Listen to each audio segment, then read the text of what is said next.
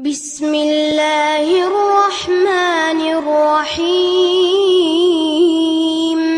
والسماء ذات البروج واليوم الموعود وشاهد ومشهود قتل أصحاب الأخدود النار ذات الوقود إذ هم عليها قعود وهم على அல்லாஹ் ஒருவனையே வணங்குங்கள், அவனுக்கு யாதொன்றையும் இணை வைக்காதீர்கள். உங்கள் தாய் தந்தையர்களுக்கு நன்றி செலுத்துங்கள் என்று அல்லாஹ் ரப்பல் ஆலமீன் அருள்மறை திருக்குர்ஆனில் இந்த மனித குலத்திற்கான முதல் ஒழுக்கத்தை போதிக்கிறான். கண்ணிய மிகுந்த இந்த மாநாட்டில் பங்கேற்றிருக்கிற மூமினான சகோதர சகோதரிகளே, நிகழ்ச்சியின் ஏற்பாட்டாளர்களே, தொடர 2 நாட்களாக மார்க்க செய்திகளை அழகிய முறையில் எடுத்துச் சொல்லியிருக்கிற மார்க்க அறிஞர்களே,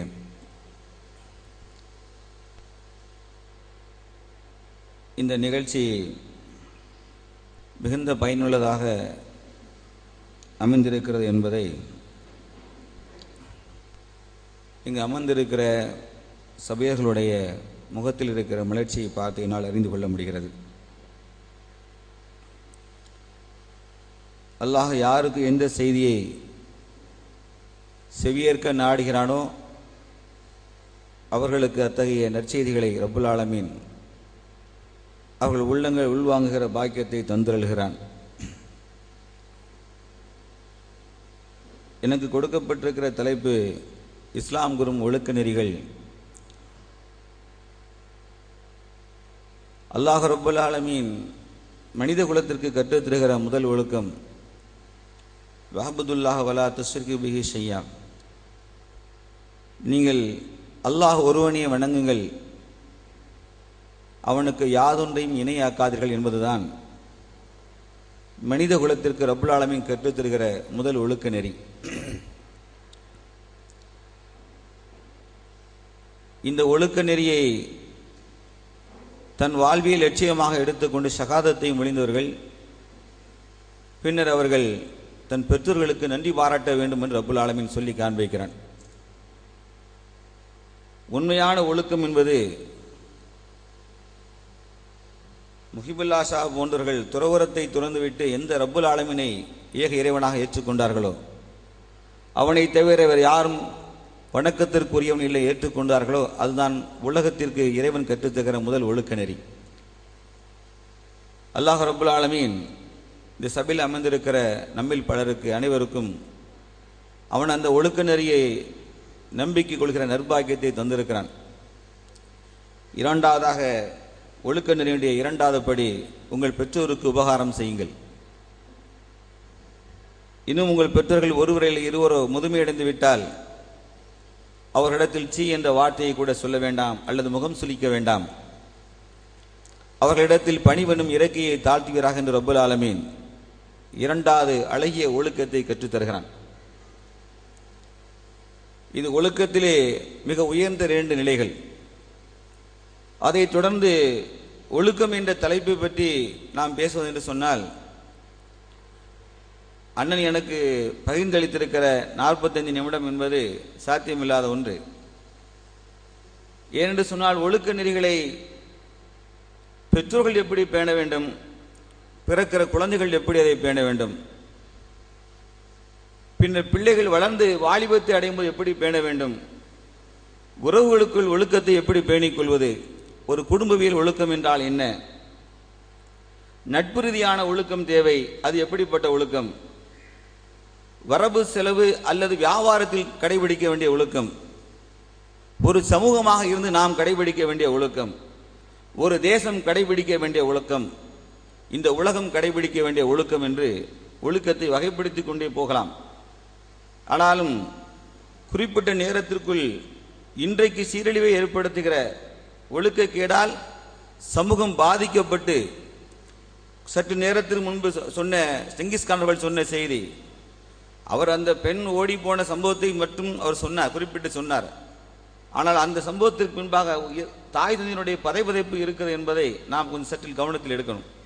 அது எப்பேற்பட்ட நிலையில் அவர் நம்மளை சந்திச்சிருக்கிறாரு, ஏன் என் பிள்ளைக்கு நீங்கள் உபதேசம் செய்யுங்கள் என்று சொன்னார் என்பதையெல்லாம் நான் வரிசைப்படுத்தி பார்ப்போம். நம்பிக்கையாளர்களை பற்றி அல்லாஹ் ரப்பல் ஆலமீன் சொல்கிறான், குல்லில் மூமினீன யகூலு மின் அப்சாரிகும் வ யக்ஃபுலு ஃபுரூஜுகும். நம்பிக்கையாளரான ஆண்களுக்கு நீங்கள் சொல்லுங்கள், அவர்கள் தங்கள் பார்வைகளை தாழ்த்தி கொள்ளட்டும், மேலும் அவர்கள் தங்கள் கற்புகளை பேணி பாதுகாத்துக் கொள்ளட்டும் என்று ரப்பல் ஆலமீன் சூரத்து நூர் என்ற அத்தியாயத்தை சொன்னதோடு அதை தொடர்ந்து மறுவசனத்தை சொல்கிறான், வகுல்லில் மூமினாத்தி யஹ்லுன மின் அப்சாரிஹின்ன வ யக்ஃபல்ன ஃபுரூஜஹின்ன. நம்பிக்கை கொண்ட பெண்களுக்கும் நீங்கள் கூறுங்கள், அவர்கள் தங்கள் பார்வைகளை தாழ்த்தி கொள்ளட்டும், அவர்களும் தங்கள் கற்புகளை பேணி பாதுகாத்துக் கொள்ளட்டும் என்று ரப்பல் ஆலமீன் இரு சாராரையும் அழைத்து சொல்கிறான். ஓ மூமின்களே, மூமினான பெண்களே, ஆண்களே, நீங்கள் உங்கள் பார்வைகளை தாழ்த்தி கொள்ளுங்கள், நீங்கள் உங்கள் கற்புகளை பேணி பாதுகாத்துக் கொள்ளுங்கள் என்று ரப்பல் ஆலமீன் நமக்கு கட்டளையிடுகிறான். மனித சமூகத்தில் மிகைத்திருக்கிற ஒரு தீமை, நபி ஸல்லல்லாஹு அலைஹி வஸல்லம் சொன்னார்கள், இரண்டு விஷயத்தை உங்களுக்கு நான் சோதனையாக விட்டு செல்கிறேன். ஒன்று, பொருளாதாரத்தால் நீங்கள் அழிந்து போவதை விட்டும் உங்களுக்கு நான் எச்சரிக்கை செய்கிறேன். இரண்டாவது, பெண்களை கொண்டு பெண்கள் விஷயத்தில் நீங்கள் கவனமாக என்று எச்சரிக்கை செய்கிறேன். பொன்னும் உங்களுக்கு சோதனையாக அமைந்திருக்கிறது என்று நபி ஸல்லல்லாஹு அலைஹி வஸல்லம் எச்சரிக்கை செய்தார்கள். ஆக இந்த சமூகத்தில் இன்றைக்கு பெரும்பான்மை தீமை என்று பகிரங்கமாக பேசப்படுவதெல்லாம், ஒழுக்கக்கேடான காரியம் என்று பேசப்படுவதெல்லாம் தவறான ஆண் பெண் உறவுகள், அது எங்கிருந்து துவங்குகிறது, அது எங்கே போய் முடிகிறது என்பதை இந்த உரையினுடைய ஒரு அம்சமாக அமைத்துக் கொள்ளலாம். நபி இஸ்லாம் அதை வகைப்படுத்தி காண்பித்தது. கண்ணால் தவறாக பார்ப்பது கண் செய்கிற விபச்சாரம், தவறானவற்றை கேட்கிற பொழுது காதுகள் விபச்சாரம் செய்கிறது, தீயதை பேசுகிற பொழுது உங்கள் வாய் நாவுகள் விபச்சாரம் செய்கின்றன. உங்கள் நாவு பேசுகிற தீய வார்த்தைகள், ஆபாச வார்த்தைகள், உங்கள் நாவு செய்கிற விபச்சாரம். கண் பார்த்து கண் விபச்சாரம் செய்ய துவங்குகிறது, செவி ஆசை வார்த்தைகளை கேட்கிறது, நாவு தீய வார்த்தைகளை பேசுகிறது. இதன் மூலமாய் உங்கள் இரண்டு துடைகளுக்கு நடுவே இருக்கிற மர்மஸ்தானம் ஒன்று விபச்சாரத்தை மெய்ப்பிக்கிறது அல்லது பொய்ப்பிக்கிறது என்று நபி ஸல்லல்லாஹு அலைஹி வஸல்லம் சொன்னார்கள். மனித அடுத்த நிலை அதுதான். ஆக இஸ்லாம் விபச்சாரத்தை வேரோடு அறுக்க வேண்டும் என்பதிலே லா தக்ரபு ஸினா, நீங்கள் விபச்சாரத்தின் பக்கம் நெருங்க கூட வேண்டாம் என்று கட்டளையிட்டது. Akhwari immuno deficiency syndrome, AIDS என்ற நோய்க்கு மருந்தை தேடுவதாக சொல்லிக் கொண்டிருக்கிறார்கள். இந்த உலகம் ஒரு விஷயத்தில் தோற்று போகும். இறைவன் சோதனைக்காக அனுப்புகிற நோய்கள் எல்லாருக்கும் மருந்து உண்டு. இறைவன் தண்டனையாக கொடுக்கிற எந்த ஒரு தண்டனைக்கும் இந்த உலகத்தில் மருந்து கிடைக்காது. இந்த ரெண்டுக்கும் வித்தியாசத்தை சமூகம் அறிந்து கொள்ளாதவரை உலக விஞ்ஞானிகள் எல்லாம் சேர்ந்து இது தண்டனைக்கான விஷயமாக இருந்தால் இந்த மனித குலத்தால் அதற்கு மருந்து கண்டுபிடிக்கவே முடியாது. ஆக இஸ்லாம் ஒரு விஷயத்தை வேற இருக்கிறது என்று சொன்னால் நுனி முதல் அடிவரை சுத்தமாக தூர எடுக்கும். அதற்கான எல்லா வாசல்களையும் அடைத்துவிடும். அடைத்து விட்டதோடு அதையும் தாண்டி மனிதன் தவறு செய்கிறான் என்று சொல்லுகிறபடி சொல்லும், நாளை அல்லாஹையும் மறுமை நாளை நம்பிக்கை கொள்ளுங்கள், நரக நெருப்பை பயந்து கொள்ளட்டும், அவர்கள் தங்கள் தங்குமிடத்தை நரகமாக்கி கொள்ளட்டும் என்று ரப்பல் ஆலமீன் அடுத்த வசனத்தை போடுவான். கண்ணி மிகுந்த இறை விசுவாசிகளே, நாம் இன்றைக்கு இருக்கிற சூழலை விட நம் எதிர்கால சந்ததிகள் சந்திக்க இருக்கிற சவால்கள் மிகுந்து இருக்கிறது. ஒரு நல்ல சமூக சிந்தனையாளன் தனது வாழ்நாளை பற்றி மட்டும் சிந்திக்காமல் எதிர்கால சந்ததிகளை பற்றியும் கவலைப்பட வேண்டும். அந்த கவலையின் ஒரு அம்சமாக இந்த தலைப்பு இருக்கலாம் என்று ஆசைப்படுகிறேன். இறை விசுவாசிகளுக்கு சொல்கிறோம், அல்லாஹ் ரப்பல் ஆலமீனுடைய தூதர் கற்றுத் தந்தார்கள், நம்முடைய திருமணம் ஏற்பட்டு அந்த திருமணத்தில் கணவன் மனைவி ஒன்றிணைவதற்கு முன்பாகவே இஸ்லாம் நமக்கு சரியான துவக்கத்தை கற்றுத் தந்திருக்கிறது. அல்லாஹும்ம ஜன்னிப்ன ஷைத்தான வ ஜன்னிபி ஷைத்தான மா ரஸக்தனா. இது எத்தனை பேர் ஓதிருப்பான்னு நான் ஓதல, எனக்கு தெரியாது அப்பெல்லாம் உண்மையில. என்னால் உபதேசங்கள் சொல்வது ஈஸி, அது வாழ்க்கையில் பின்பற்றுவது சிரமமானது. ஆகவே நாம் இங்கே இறை தூதர் சொன்னதை சொல்லுகிற செய்தியை சொல்வதற்கு வந்தேன் ஒழிய யோக்கியன் என்ற நிலையிலிருந்து இங்கே அறிவுரை சொல்வதற்கு நான் வரவில்லை. ஆகவே கணவன் மனைவி இணைகிற பொழுதே இஸ்லாம் ஒரு சரியான வாசலை கற்றுத் தருகிறது. இறைவா, ஆண் பெண் சைத்தானின் தீங்கை விட்டும் எங்கள் சந்ததிகளை பாதுகாப்பாயாக, நல்ல சந்ததி எங்களுக்கு வழங்கும். அல்லாஹ் ஜன்னிப்ன சைத்தானவ ஜன்னிபி சைத்தானமா ரசக்தனா, நல்ல சந்ததி எங்களுக்கு வழங்குவாயாக. ஒரு உண்மையான இறை விசுவாசி, சந்ததிகளை பற்றி அக்கறை கொண்டிருப்பவன் தான் மனைவியோடு இல்லற வாழ்க்கையை துவங்குவதற்கு முன்பாக இதில் தான் ஆரம்பமாகணும். துவக்கம் நம் கையில் கொடுக்கப்பட்டிருக்கிறது. நாம விட்டுட்டு தான் பிடிப்போம், எல்லாத்தையும் விட்டு விட்டு பிடிப்போம். இந்த சமூகத்தில் இது போன்ற பெரும் தீமையை நாம் வேறறுக்க வேண்டும் என்று சொன்னால் குழந்தை பருவம் முதலாகவே அவனுக்கான வித்துக்கள் சரியான முறையில் விதைக்கப்பட வேண்டும். அந்த மார்க்க வித்து சரியாக விதைக்கப்படவில்லை என்று சொன்னால் 5 விளையாதது 50 ஒருபோதும் விளையாது. அல்லாஹ் நாடினாலே அன்றி என்பதை மட்டும் இறை விசுவாசி சேர்த்துக் கொள்ளலாம். ஆனால் குழந்தை பருவத்தில் இருந்தே இஸ்லாம் அவனுக்கான தூரத்தை, இந்த விபச்சாரத்துக்கான தூரத்தை அதிகப்படுத்த சொல்கிறது. நபி ஸல்லல்லாஹு அலைஹி வஸல்லம் சொன்னார்கள், 10 வயது ஆகும் என்று சொன்னால் உங்கள் குழந்தைகளை படுக்கையை நீங்கள் தள்ளி போடுங்கள். தாய் தன் 10 வயசு மகனை தன்னோடு அரணைத்து படுப்பதற்கு மார்க்கம் அனுமதி தரவில்லை. மகள் தன் தாயோடு தந்தையோடு இரவு நேரத்தில் ஒன்றாக தூங்குவதற்கு மார்க்கம் அனுமதி தரவில்லை. நீங்கள் பெற்ற பிள்ளையாக இருந்த போதிலும் சரிதான், மார்க்கம் இந்த விஷயத்தில் தெளிவாக கற்றுத் தருகிறது. அருள்மறை திருக்குர்ஆன் ரப்புல் ஆலமீன் சொல்லி காண்பிக்கிறான், 3 நேரங்களில் நீங்கள் பெற்ற பிள்ளைகளாக இருந்தாலும் உங்களிடத்தில் அனுமதி கோராமல் உங்கள் வீட்டிற்குள் நுழையக்கூடாது என்று ரப்புல் ஆலமீன் சொல்லிக் கொடுத்தான். ஒன்று, இசாவுக்கு பிறகு உள்ள நேரம், மதியம் லுகர் தொழுகைக்கு பிறகு நீங்கள் உங்கள் ஆடைகளை தலைத்திருக்கும் நேரத்தில் உங்கள் பிள்ளைகள் உங்களுடைய சிறு பிள்ளைகளாக இருந்தாலும் சரிதான், உங்கள் குழந்தைகள் உங்களுடைய அனுமதி இல்லாமல் உங்கள் அறைக்குள் நுழைய வேண்டாம். எத்தனை அம்மா எத்தனை அத்தா வாப்பா கற்றுக் கொடுத்திருக்கிறோம் இதுக்கு? உண்மையை சொல்லுங்க. கதவு தட்டின என் பிள்ளை வந்து விட்டா என்று ஆடை சரி செய்தமே ஒழிய, மகனே நில், என்னிடத்தில் நீ அனுமதி கேளு, சலாம் கூறு, பதில் சலாம் வந்த பிறகுதான் நீ உள்ளே நுழைய வேண்டும் என்று பள்ளிக்கூடத்து ஆசிரியன் சரியாக எழுதவில்லை என்று சொன்னால் காசு கொடுத்து படிக்க வைத்து நம் பிள்ளைகளை முட்டங்கால் போட்டு பள்ளிக்கூடத்திலே 4 மணி நேரம் நிறுத்துவோம் கேரென்று சொன்னால் பள்ளிக்கூடத்திலே மகன் டிசிப்ளின் படிக்கிறானாம். ஆனால் உண்மையான டிசிப்ளினை கற்றுக் கொடுக்க வேண்டிய இடம் அவனுடைய இல்லம் தான். அவன் தாய் தான் உண்மையான ஆசிரியை, அவள் தந்தை தான் உண்மையான ஆசிரியன். இந்த தாயும் தந்தையும் அவனுக்கு சொல்லித் தர வேண்டும், மகனே நீ வீட்டுக்குள் வர வேண்டும் என்று சொன்னால் உன் தாய் தந்தை இடத்தில் அனுமதி கேளு, சலாம் சொல்லு, பதில் வந்தால் உள்ளே நிலை என்று சொல்லியிருக்க வேண்டும். ரப்புல் ஆலமீன் சொன்னான், லுகருடைய வேலைக்கு பிறகு ஆடை தளர்த்திருக்கும் வேளையிலும் இஷாவுக்கு பிறகும் சுபுவுக்கு முன்பாக உள்ள வேளைகள், இந்த 3 நேரங்களில் உங்கள் பெற்ற பிள்ளைகளாக இருந்த போதிலும் சரிதான், உங்கள் அனுமதி கோராமல் உங்கள் அறைக்குள் நுழைவதற்கு மார்க்கம் தடை செய்திருக்கிறது. இது உண்மையிலே நாம் பேணுதலாக இருந்திருக்கிறோமா?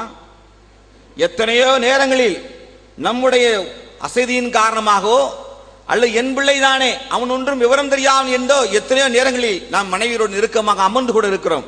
கொஞ்சம் விளையாடுவதை கூட பிள்ளைகள் ரசித்துக் கொண்டிருப்பார்கள். நாம் தவறாக நினைத்துக் கொள்ளக்கூடாது. குழந்தைகளாக இருக்கிறார் நினைத்துக் கொள்ள வேண்டாம். குழந்தைகள் உள்ளங்களில் பசுமரத்து ஆணி போல் செய்திகள் பரவி அப்படியே பதிந்து கொண்டே இருக்கும்.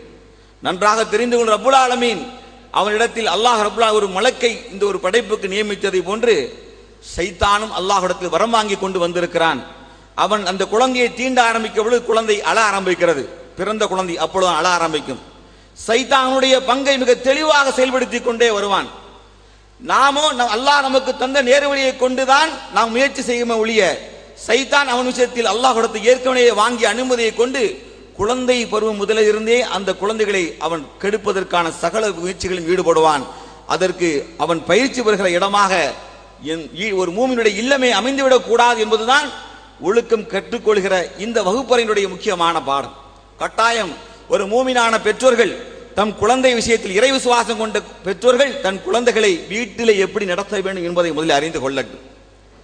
அடுத்தால வீட்டுக்குள்ள பிள்ளைகளுக்கு நல்லது கெட்டதை நாம் கற்றுத்தருவதற்கு பதிலாக கெட்டதை மட்டுமே போதிக்கிற தொலைக்காட்சிகள் சதா ஒலித்துக் கொண்டே இருந்தால், பசுமரத்து ஆணி போல் பதிய வேண்டிய இவனுடைய உள்ள நல்ல செய்திகள் பதிய வேண்டிய உள்ளங்களில் என்ன பதிகிறது? இவன் உள்ளத்தில் தொலைக்காட்சியின் ஆபாசங்களும் தொலைக்காட்சியுடைய விரசமான காட்சிகளும் தான் இந்த குழந்தை உள்ளத்தில் பதிவாக இருக்கிறது. சிறு பையனாக இருக்கும் பொழுது நான் ஒரு சிறுவனை மேடையில் பேசிக்கிட்டு இருக்கும்போது ஒரு சின்ன பையனை கூப்பிட்டு, அவனுக்கு வயசு இடத்தால் 9-10 ஆயிட்டு, நான் ஏதாவது திருக்குறான் 2 சூறாவை சொல்லு அப்படின்னு அவனுக்கு தெரியல. ஆனால் ஒய்திஸ் கொலவரி என்ற இந்த பாட்டை வரி மாறாம பாடி காமிச்சான் மேடையில். வேணும்னே கூப்பிட்டேன்.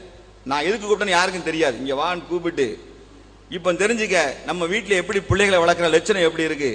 நம் பெற்றோர்கள் சினிமா பாடலை பாடுகிற பொழுது அவனை ரொம்ப ரசிச்சு என்ன பண்ணிட்டான், என் மகன் சூப்பரா பாடுவான், நல்ல வாய்ஸ் இருக்கும் என்று சில பிள்ளைகளை ஊக்குவித்து, இது தாயும் தந்தையுமா உட்கார்ந்து பக்கத்து வீட்டு பெண்கள் எல்லாம் அழைத்து பெருமை அடைத்து என் பிள்ளையோட வாய்ஸை கேட்டு, என்னம்மா என் பிள்ளை சினிமா பாட்டு பாடுவான், பாடி காட்டார் ராஜா அப்படின்னு சொல்லுவா அம்மா.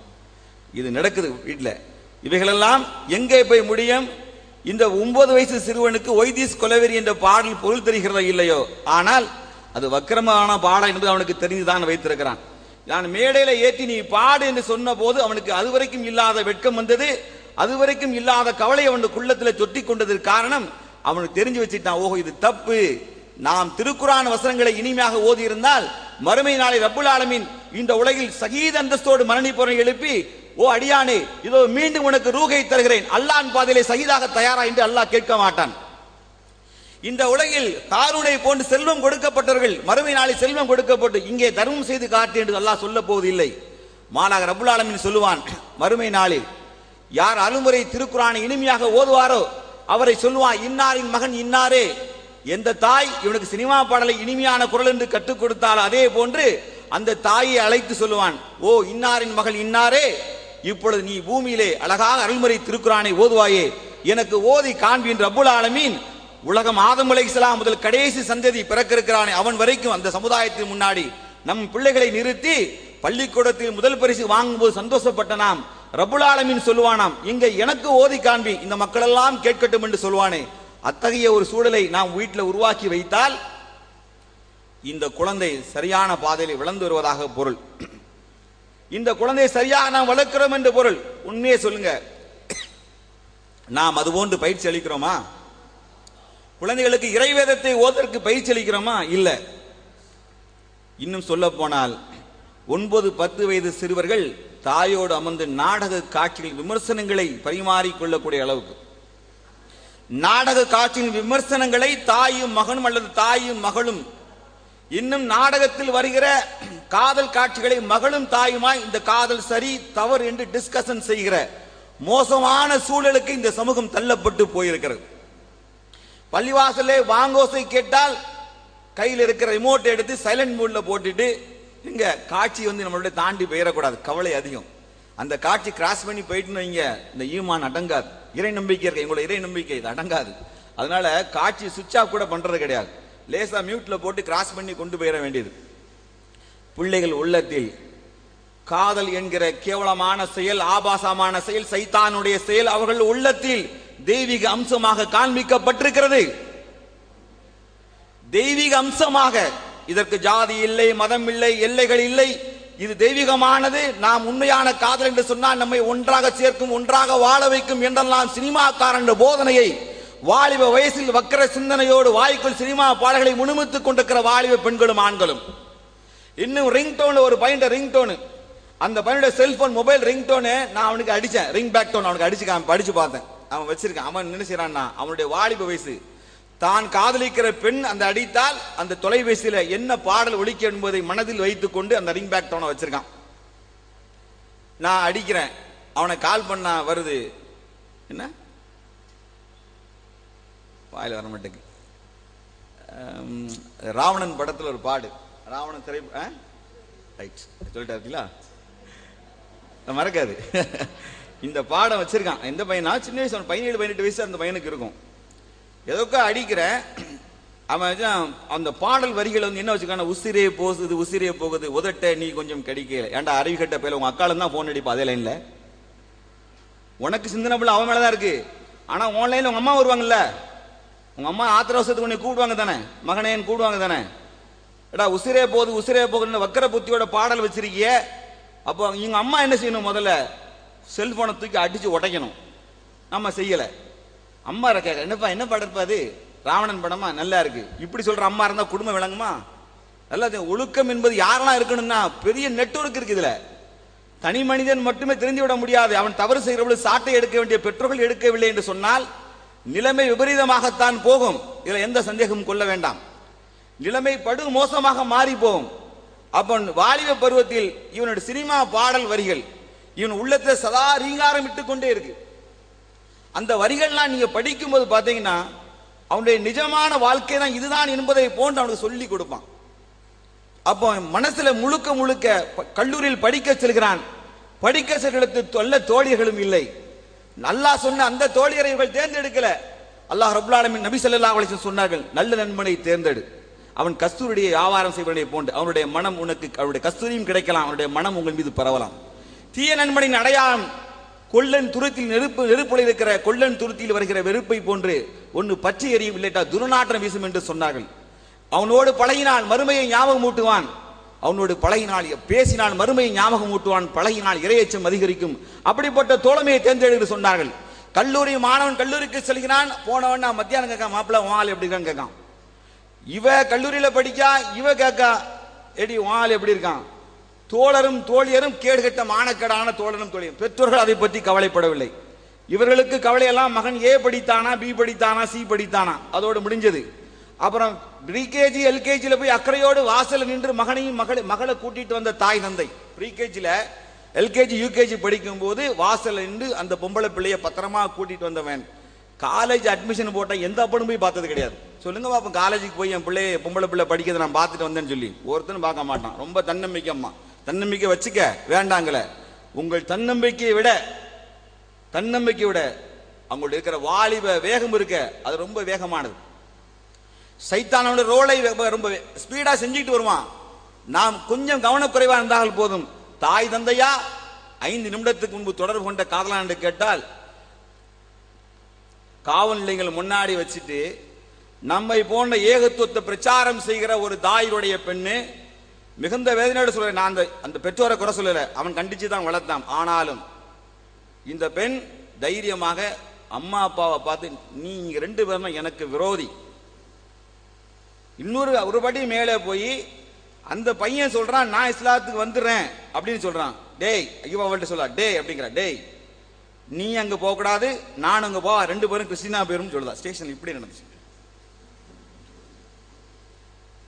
எல்லாரும் பார்த்துட்டு ஷாக் ஆயிடு. காவல்ல ஆய்வாளரை சொல்றா, பாய் சட்டத்துல சுடுறதுக்கு அனுமதின்னு வைங்க, இந்த பிள்ளைய நான் சுட்டுறேன் அப்படின்னு சொன்னான். நான் ஜாதி மதம்லாம் பார்க்கல பாய், பெற்றோர்கள் விஷயத்துல இவ்வளவு தைரியமா இவ பேசுறா அப்படின்னா இதெல்லாம் எங்கேருந்து வருது? யாருடைய காரணம்? நேற்று வரைக்கும் நாடகம் பாடல் காட்சியில் அம்மா மகள் தான் ஒன்னா உட்காந்து பார்த்தோம்.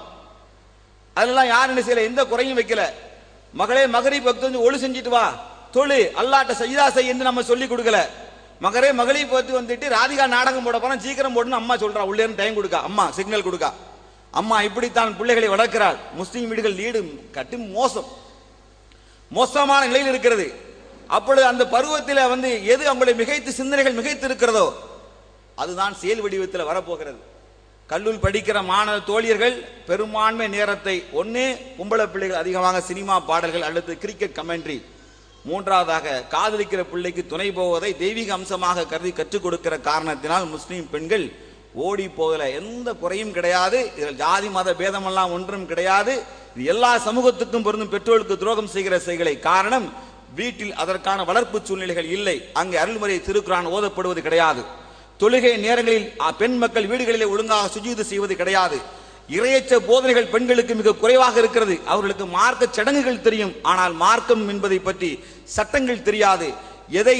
எதை ஓதினால் இறைவனுடைய அருளை பெறலாம் என்ற வாக்கியங்கள் அந்த குழந்தைகளுக்கு நாம் கற்றுக் கொடுக்கவில்லை. ஆக நம்முடைய இல்லங்கள் மார்க்கத்தையும் மறுமையையும் போதித்து ஞாபகம் ஊட்டுகிற இல்லங்களாக இருக்கவில்லை. விளைவு மோசமான பிறகு இது போன்று என் பிள்ளைக்கு பயான் பண்ணுங்கள் என்று சொன்னால் மரத்து போன உள்ளங்கள் அங்கே ஏறுவதற்கு எந்த வாய்ப்பும் கிடையாது. எல்லாம் உள்ள மரத்து போயாச்சு.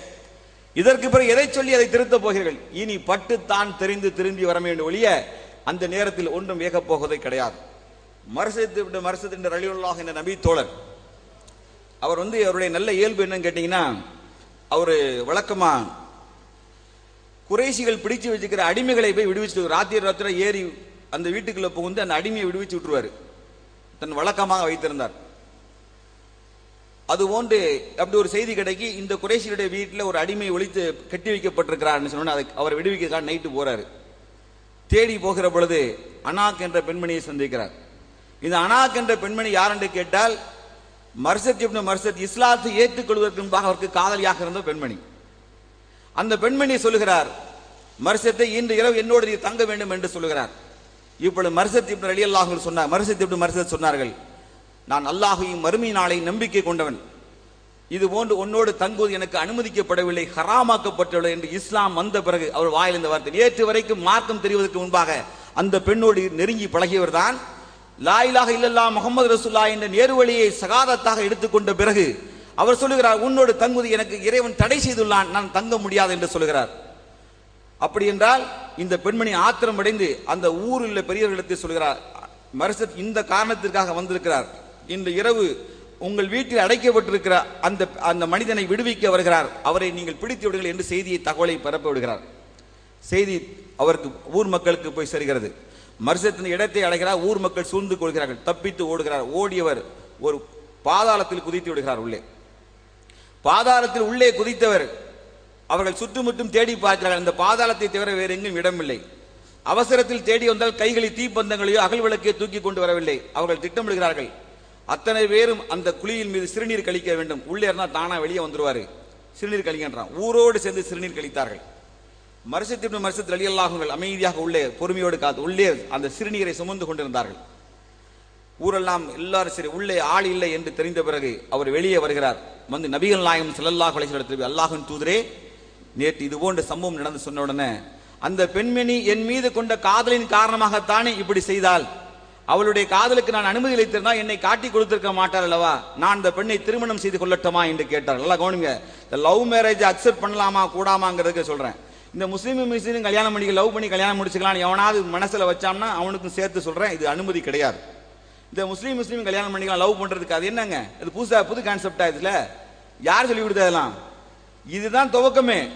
முஸ்லீம் கல்யாணம் பண்ணிக்கலாம், ஆணும் பெண்ணும் கல்யாணம் பண்ணிக்கலாம், ரைட் சட்டம் ஆட்டோமேட்டிக்கா வந்துடும். இது ஒரு புதுசா உருவாக்கி வச்சிருக்கோம், வேற வழி இல்லாம கட்டி வைக்கிற மாதிரி இதுகளுக்கு திமிரு தெனவெடுத்துருது. இதெல்லாம் ஒழிச்சுதான் இஸ்லாம் அதுக்கு அனுமதி கொடுக்கல. நபி ஸல்லல்லாஹு அலைஹி வஸல்லம் கேட்டாங்க, அல்லாஹ்வின் தூதரே நான் இந்த பெண்ணை மணமுடித்துக் கொள்ளவா? ரசூலுல்லாஹ் சரி சரி ரைட்டு, உன் மேல ஆசை வச்சா நீ தப்பு செய்யல, திருமணம் செஞ்சுக்கிட்டாங்க. கொஞ்ச நேரத்தில் அல்லாஹ் வசனம் சூரத்து நூர் வசனம் இறங்குது. இணை வைக்கவனுக்கு இணை வைக்கும் பெண்ணும், இணை வைக்கும் பெண்ணுக்கு இணை வைக்கும் ஆணும், விபச்சாரம் செய்கிற பெண்ணுக்கு விபச்சாரம் செய்கிற ஆணும், விபச்சாரம் செய்கிற ஆணுக்கு விபச்சாரம் செய்கிற பெண்ணும் அல்லாஹ் ரப்புல் ஆலமீன் செஞ்சிட்டான். இதுதான் தகுமானது. எவ்வளவு வசனம் பாருங்க, தடை செஞ்சிட்டான், நீ திருமணம் செய்து கொள்ள கூடாது என்று ரப்புல் ஆலமீன் சொல்கிறான். ஆனால் நாம் இன்றைக்கு சமூக சூழலுக்கு ஏற்ப என்ன இஜ்மா கேஸா, இதுல இஜ்மா கேஸா, லவ்ல ஆண் முஸ்லீம் ஆண் லவ் பண்ண கல்யாணம் முடிச்சு எடுக்கலாம்னு இதெல்லாம் இறங்கி போக வேண்டிய அவசியமே கிடையாது. இன்றைக்கு நம்ம கமா போட்டு கொடுத்தோம் அப்படின்னா அதன் விளைவு ரொம்ப மோசமா இருக்கும், விளைவு மோசமாக இருக்கும். இந்த மார்க்கம் தெளிவாக சொல்லிவிட்டது, நீ முஸ்லிமான ஆணோ பெண்ணோ உன் பார்வைகளை தாழ்த்திக்கொள், பார்வைகளை தாழ்த்திக்கொள். முஸ்லிமான பெண்ணே நீ உன் மார்புகளை முந்தானைகளால் மறைத்துக்கொள், உன் அழகை வெளிப்படுத்தும் மட்டும் உன் பாதங்களை தத்தி தத்தி நடக்காதே, பெண்ணே உன் கற்பை பாதுகாத்துக்கொள். ஆணை பார்த்து சொன்னது, ஆணை நீயும் உன் பார்வையை தாழ்த்திக் கொடு, நீ உன் கற்பை பாதுகாத்து. பார்வையை தாழ்த்திக்கொள் என்று சொன்ன பிறகு காதல் எங்கிருந்து வந்தது? பார்வையை தாழ்த்திக்கொள் என்று சொன்ன பிறகு காதல் எங்கிருந்து உருவானது? அதற்கு பதிலே கிடையாது. இங்க லாக் பண்ண பிறகு எப்படி வரும்? பெற்றோர்களுடைய பங்களிப்பு தான். அடுத்தால என்ன? அல்லாஹ் ரப்புல் ஆலமீன் இந்த மார்க்கத்தை நபி ஸல்லல்லாஹு அலைஹி வஸல்லம் சொன்னார்கள், மக்களே உங்களுக்கு நற்குணங்களை போதிப்பதற்காக நான் அனுப்பப்பட்டுள்ளேன். லா இலாஹ இல்லல்லாஹ் என்ற கொள்கை மட்டுமல்ல, அந்த கொள்கையினுடைய அடுத்த வடிவம் என்ன தெரியுமா? நற்குணங்களை மக்களிடத்திலே போதிப்பதுதான், நல்ல சமூகத்தை உருவாக்குவதுதான். ஷைத்தானுடைய சமூகத்தை விட்டு விளக்கப்பட்டு புதுப்பிக்கப்பட்ட பரிசுத்தப்பட்ட சமூகத்தை உருவாக்குவதுதான் அல்லாஹ்வுடைய தூதருடைய தலையாய பணியாக 23 ஆண்டு காலமாக இருந்தது. விபச்சாரத்தை வேறெடுத்தார்கள், விபச்சாரத்தின் பக்கம் நெருங்கக்கூடாது என்று சட்டமிட்டார்கள். மறுமை நாள் இதற்கான தண்டனை அறிந்து கொண்டவர்கள் தான் மாயிஸ் ரலியல்லாஹு அன்ஹு, அல்லாஹ்வின் தூதரை என்னை பரிசுத்தப்படுத்துங்கள், என்னை பரிசுத்தப்படுங்கள் என்று அல்லாஹ்வின் தூதர் முன்பாக நின்று கொண்டு மதீனா வீதிகளில் அவர்கள் பாதங்கள் பாவ மன்னிப்பை தேடி கல்லால் எறிந்து விரட்டி கொன்ற போதும் பாவ மன்னிப்பை தேடி மதீனா வீதிகளில் பாதங்கள் ஓடியதல்லவா? எதற்காக ஓடியது? மறுமை நாள் இதை தண்டனையின் புரிந்து கொண்ட மாயிஸ் ரலியல்லாஹு அன்ஹுவர்கள் தான்.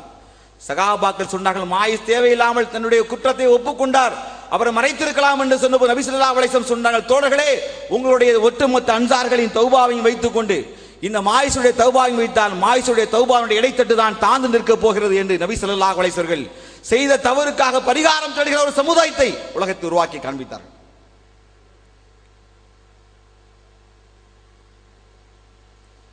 ஆனால் முஸ்லிம் சமூகத்தில் இன்றைக்கு இதெல்லாம் ரொம்ப மிகச்சு போயிட்டு இருக்கு. காரணம் அடிப்படை மார்க்க கல்வி. நம் பெண் பிள்ளைகள் இது என்னன்னா, ஜும்மாக்கள்ல அதிகமாக ஆண்கள் செய்தி கேட்கறாங்க. ஆனா நாம் நம்முடைய செய்தி பெண்களுக்கு கன்வே பண்றோமான்னு கேட்டா இல்ல. நம்ம தொழில நஷ்டம் அடைந்தால் பொண்டாட்டி கூட உட்கார்ந்து சாப்பிடும் போது மூக்கால அழுதோம், செயினை கொண்டா, கம்மலை கொண்டா, விற்கணும், ஆட்டோ வாங்கணும், எல்லாம் பொண்டாட்டிகிட்ட ஷேர் பண்றோம்.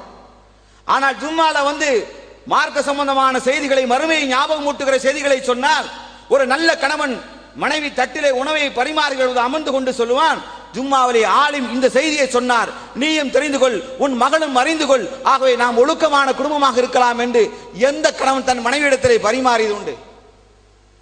காசுபடம் என்றால் பேசுகிறோம். கல்லூரி படிப்பை பற்றி உன் மகள் எப்படி படிக்கிறாள், உன் மகள் மதிப்பு என்ன, எத்தனை பெர்சன்டேஜ் மார்க் என்று தாயும் தந்தையும் உட்கார்ந்து டிஸ்கஷன் செய்கிறோம்.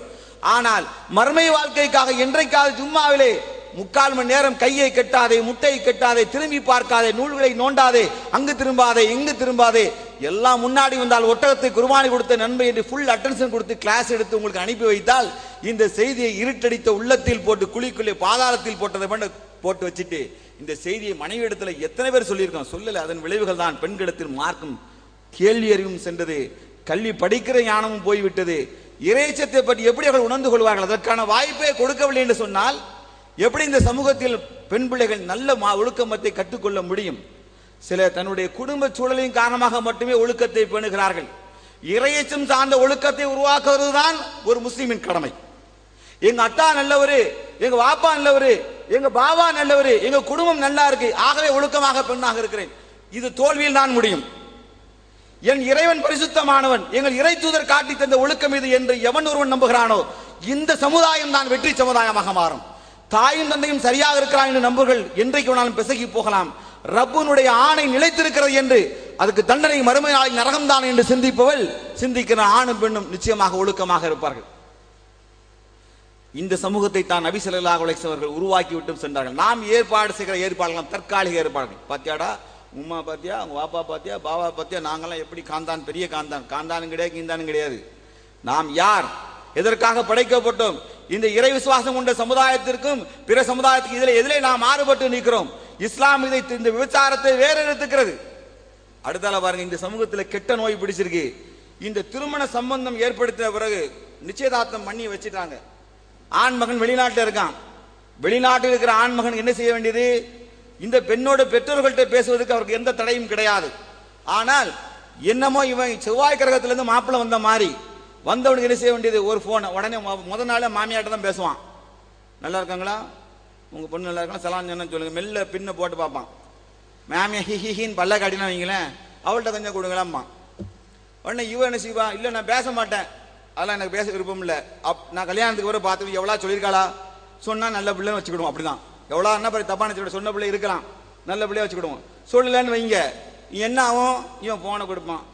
அப்புறம் அவன் யூடியூப்ல போயிடான். அப்புறம் அவன் அப்புறம் என்ன, அப்புறம் 60 அப்புறம் போட வேண்டியதான். அப்புறம் நீ என்ன கலர் ட்ரெஸ் போட்டிருக்க, நீ பள்ளி தேய்ச்சியா தேய்க்கல, இதெல்லாம் என்ன கேள்விங்க? இதெல்லாம் யார் சொல்லி கொடுத்தா? இது யார் செய்யறா தெரியுங்களா? அல்லாஹையும் மறுமை நாளை நம்பிக்கை கொண்டு ஜன்னத்துல் ஃபிர்தௌஸ்ல சொர்க்கம் வேண்டும் நினைக்கக்கூடிய இந்த கூட்டம் என்ன செய்யுதுன்னா, செல்போனை வாங்கி பிள்ளைகளை தனியாக கொடுத்துட வேண்டியது. ராத்திரி 10:30 மணில இருந்து செல்போனை ஆணு பேசுறதுதான். செல்போனே தீ பிடிச்சி அப்படியே எரியும், காதல ரத்தமா வரும், அடங்கிறதே கிடையாது. அப்புறம் 2 கொரட்டை விட்டு தூங்குற வரைக்கும். இல்லை வேற போன் டைரக்டா பின்ன கனெக்ஷன் கொடுத்து லைவ் டெலிகாஸ்டிங் பண்ற மாதிரி, நீ வை நீ வை நீ வை நீ வை நீ அட சண்டாளங்களா, செத்துருங்கடா எல்லாரும். இதுக்கு மானங்கிட்ட அப்பா அம்மா 2 பேர் உள்ள படுத்திருப்பான். அப்ப யாரு மருமகன் லைன்ல இருக்காப்போ? ஆமா, அவங்க மருமகன் தான் லைன்ல இருக்கான். வரும்போது ஃபிளைட் வெடிச்சு செத்தா என்னடா பண்ணுவேன்? அங்கேருந்து ஒரு ஃபிளைட் வெடிச்சுட்டு நினைச்சு, இப்போ பிரான்ஸ்ல ஃபிளைட் வெடிச்சதுல, அப்புறம் என்ன பண்ணுவேன்? ஒரு ஆணும் பெண்ணும் பேச எவ்வளவு நேரம் ஒழுக்கமா பேச முடியும் நினைக்கிறீங்க? சொல்லா சொன்னாங்க, ஆணும் பெண்ணும் தனித்திருந்தால் 3வது யார் இருக்கான்? ஷைத்தான் இருக்கான். இப்பெல்லாம் ரசூலுல்லாஹ் ஷைத்தான் வந்து தெளிவா இருக்கான். ரசூலுல்லாஹ் இன்னும் சொன்னாங்க, நீங்கள் உங்கள் குரலில் நல்லிணத்தை ஏற்படுத்தாதீர்கள், குரல்ல நல்லிணத்தை காட்ட வேண்டாம். எதிர்முனையில் பேசுறவனுக்கு அவன் உள்ளத்திலே நோய் இருந்தால் ஆசைப்பட ஆரம்பிப்பான். நம்ம பொம்பளையில் வந்து சில பிள்ளைகள் இருக்காங்க, நான் எல்லாத்தையும் சொல்ல தப்பான சொல்லக்கூடாது. போன் அட்டன் பண்ண நமக்கு போன் இருந்தீங்களேன் எடுக்கணும். யார் பேசுறீங்க? ரைட், வந்தோடனே சொல்றேன், ஹலோ சொல்லுங்க. ஏன்ட்ட எப்படி பேசுறது? வேணாங்க அப்படிங்க வேண்டியது. அவன்கிட்ட பேசும்போது ஹலோ சொல்லுங்க, ஓ சொல்லுங்க, ஓ என்ன அவன் என்ன ரபிக் பாய் பண்ணிட்டு ஆள் சூப்பரா போல திருதாடு வந்துரும்ல. குரலே எப்படி ரசூலுல்லாஹ் சொன்னாங்க, எவன் உள்ளத்தில் நோய் இருக்கிறதோ அவன் தீய எண்ணம் கொள்வான். சரி, அப்போ உனக்கு பொண்டாட்டின்னு ஃபிக்ஸ் பண்ண பிறகு நீ சும்மா இருப்பியா? அவ எடுத்த உடனே உன்னை அட்ராக்ட் பண்றதுக்கு ஏற்கனவே அவளுக்கு கலந்த குரலாவே இருக்கும் வச்சுக்கிடுமே. இவனுக்கு அதோட மோசமான குரலா இருக்கும் இவனுக்கு. இவனுக்கும் செயற்கையா பேசுவான் அங்கிருந்து. அப்புறம் அப்படிமா இவனு ரெண்டு பேரும் செயற்கையாவே பேச வேண்டியது. எங்க வீட்டு பக்கத்துல ஒரு சம்பவம் நடந்தது. திருமணத்துக்கு முன்பாகவே எல்லா இளவும் பேசியாச்சு. நிச்சய திருமணத்துக்கு 1 மாசம் இருக்கு, அதுக்கு முன்னாடி 2 பேரும் தலாக்கு விட்டாச்சு. நிச்சயதார்த்தத்திலே தலாக்கு. இல்ல அவன் என் கருத்துக்கு உடன்பட மாட்டேக்கா. அவன் நீ எப்படி அந்த 7ஆம் கிளாஸ் பிள்ளைக்கு மெசேஜ் போட்ட இவா? இதெல்லாம் எங்க வந்தது? யார் ஏற்படுத்தி இந்த மார்க்கம் அனுமதிச்சிருக்குதா? இது மார்க்கம் அனுமதிக்கா? கைய பிடிச்சு இன்னாரின் மகள் இன்னாரை இத்தகைய மகருக்கு நான் உன்னிடத்தில் மணப்பெண்ணாக ஒப்புக்கிறேன் என்று கையை பிடித்து கொடுக்காத வரை நீ அவனுக்கு கணவன் மனைவி உறவு இல்லை என்பதை இந்த சமூகம் நன்றா தெரிந்து வைத்துக் கொண்டு இந்த மாப்பிள்ளை ஏதோ செவ்வாய் கிரகத்தில் வந்து ஏலியன்ஸ் மாதிரி நினைச்சுக்கிட்டு அந்த மாப்பிள்ளை பெயரக்கூடாமா. நீ பேசு பேசு பேசு பேசுன்னு. அல்லாஹ் பயப்பட வேண்டாமா? நாம் அல்லாஹ்வை பயந்து கொள்ள வேண்டாமா?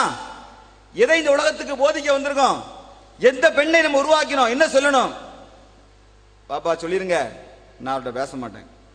திருமணத்தை எந்த பெண் சொல்றா? அவனாச்சும் அறிவிட்ட போய் நல்லவனா என்ன சொல்லணும்? இல்ல அதெல்லாம் பேச சரி கிடையாதுங்க. பெற்றோர்கிட்ட பேச நிறுத்தணும். எவனா சொல்றானா? சொன்னால் அல்லாஹ் அவர்களுக்கு அருள் புரியும். நல்ல சாலிகான பையன் அர்த்தம். நல்ல சாலிகான பையன், சாலிகான பொண்ணு என்று பொருள். எப்பா வாய்ப்பு கிடைச்சிட்டு அப்பனும் ஆத்தாலும் லவ் பண்ண அனுமதி கொடுத்துட்டாங்கன்னு சொல்லி போனை கையில கொடுத்தாச்சுன்னா 6-7 மாசம் போன்னா அப்பன் சம்பாத்திய ஃபுல்லா போன் பில்ல போயிடும். அந்த லூசு பையன் செய்வான், அங்க இருந்தே அமௌண்ட் ஏற்றி விட்டே இருப்பான். அவனுக்கு பேசணும், ராத்திரி எல்லாம் பேசணும், விடிய விடிய பேசணும். அப்புறம் வரட்டுமாம்மா. உண்மையே சொல்றேன், இதெல்லாம் இந்த சமூகத்தில் நடக்கு. நம்ம கண்ணால பார்க்க தொழுகையோட வக்து வருது, ஒரு பையன் செல்ல தூக்கிட்டு ஓடுதான். என்னங்க பாய் முக்கியமான கால் பாய் முக்கியமான என்ன அவனுக்கு நிச்சயம் பண்ணி ஈரோட்ல நிச்சயம் பண்ணிருக்கு. அந்த புள்ள லைன்ல வந்துட்டான். இங்க அங்க ஐயல் பிள்ளை தொழுகை பக்கம் வாருங்கள், வெட்டியின் பக்கம் வாருங்கள். அங்க அவ சொல்றா பொண்டாட்டி பக்கம் வாருங்கள், லவ் பண்ண வாருங்க, அவ கூப்பிடுதா. இவன் அங்க ஓடிட்டான். இந்த மொபைல் போன் இருக்குல்ல, இது பெரிய அருட்கொடை. இதை சாதாரண நினைக்க வேண்டாம். இது அருட்கொடையா இல்லையாங்கிறது நம்ம நிறைய விஷயம் ஆய்வு பண்ணோம்னா பெரிய அருட்கொடை. ஆனா இந்த அருட்கொடையை வந்து ஆபாசத்துக்கு சைத்தான் அழைச்சிட்டு போறான். அதுல வாலிபர்கள் வசமாக மாட்டிக்கொள்கிறார்கள். இதுல எந்த சந்தேகம் கிடையாது. அதற்கு மெருகூட்டுவதை போன்றே சினிமா பாடல்கள் காட்சிகள் எல்லாம் தொலைக்காட்சியிலே அப்படி பட்டனை தட்டின கண்ணு முன்னாடி வந்துருதா, அவனால இடத்தை விட்டு அசைய முடியல. இளமை சமுதாயம் மோசமான சூழல் இருக்கிறது. விபச்சாரத்தோட எல்லையில் இந்த சமூகம் நின்று கொண்டு போராடி கொண்டிருக்கிறது. யார் ஆக்கிபத்தில் முத்தகின் இறுதி வெற்றி இறையச்சம் உடையவனுக்குத்தான். எவன் கடவுளை மறைவான சூழலிலும் கடவுளை பயந்து வாழ்கிறானோ, இறைவன் எல்லா நிலைகளையும் என்னை கண்காணிக்கிறான் என்ற பயத்தோடு எவன் ஒருவன் வாழ்கிறானோ அவனை தவிர எந்த ஆணும் பெண்ணும் தப்பிவிட முடியாது. அவ்வளவு மோசமான சூழல் இருக்கிறது.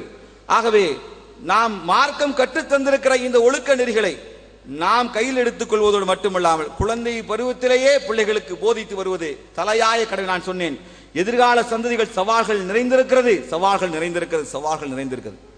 கண்ணு முன்னாடி ரசூல் ஸல்லல்லாஹு அலைஹி சொன்னார்கள், ஒரு காலம் வரும் வீதிகளிலே விபச்சாரம் பெருக்கெடுத்து ஓடும், உங்களில் சிறந்தவன் ஓரத்தில் போய் நீங்கள் ஒதுங்கிக் கொள்ள கூடாதா?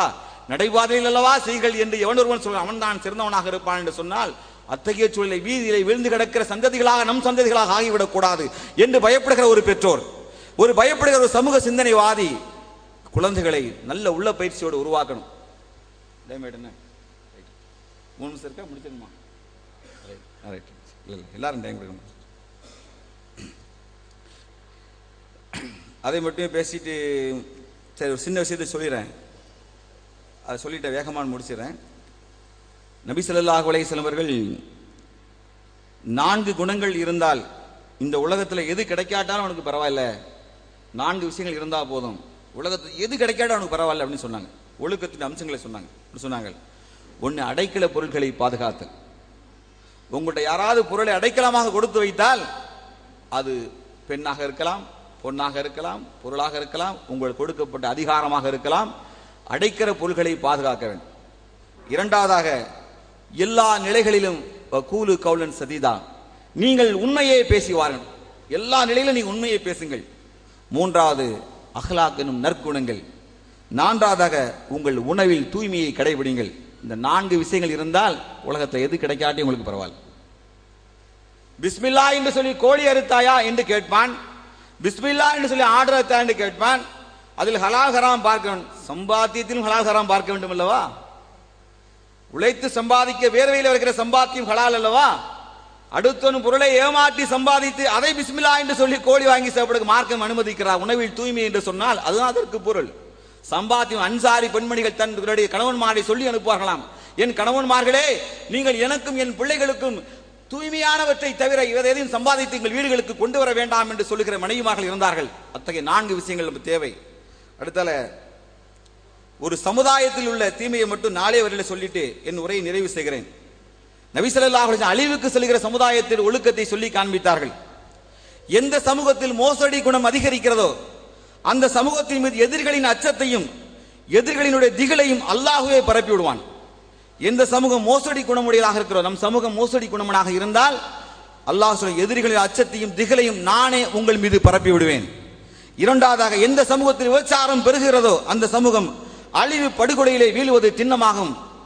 எந்த சமூகத்தில் அளவு நிறுவையிலே மோசடி செய்கிற, வியாபாரத்தில் மோசடி செய்கிறானோ அந்த சமூகம் இறை கொடையின் பாக்கியத்தை இழந்துவிடும். எந்த சமூகம் அநியாயமான தீர்ப்பு வழங்குகிறதோ அந்த சமூகம் கொலைகளும் இரத்த சிதல்களையும் சந்திக்கும். எந்த சமூகம் உடன்படிக்கையை மீறுகிறதோ பகைவர்கள் அவர்கள் மீது திணிக்கப்பட்டே தீர்வார்கள் என்று நபி ஸல்லல்லாஹு அலைஹி வஸல்லம் சொன்னார்கள். ஆக சமூகம் பேண வேண்டிய ஒழுக்கம் இங்கே இருக்கிறது. எல்லா நிலைகளிலும் இஸ்லாம் சொல்கிற ஒழுக்க நெறிகளை பேணி வாழ்ந்தால் தனி மனிதன், அந்த குடும்பம், அவனுடைய பொருளாதாரம், நட்பு, அவனுடைய வாழ்க்கை, அவன் சார்ந்திருக்கிற சமுதாயம், அவன் ஆள்கிற நாடு, இந்த உலகம் எல்லாம் இஸ்லாம் சொல்கிற அமைதியோடு வாழலாம் என்று சொல்லி வாய்ப்புக்கு நன்றி கூறி விடைபெறுகிறேன். வாஹிர் தவானா அனில் ஹம்துலில்லாஹி ரப்பில் ஆலமீன். அஸ்ஸலாமு அலைக்கும் வரஹ்மத்துல்லாஹி வபரகாத்துஹு. ஒரு அருமையானதொரு உரையை நிகழ்த்திய அன்பு சகோதரர் பாளையஸ் ரபீக் அவர்களுக்கு எங்களுடைய நெஞ்சார்ந்த நன்றியினை தெரிவித்துக் கொள்கின்றோம்.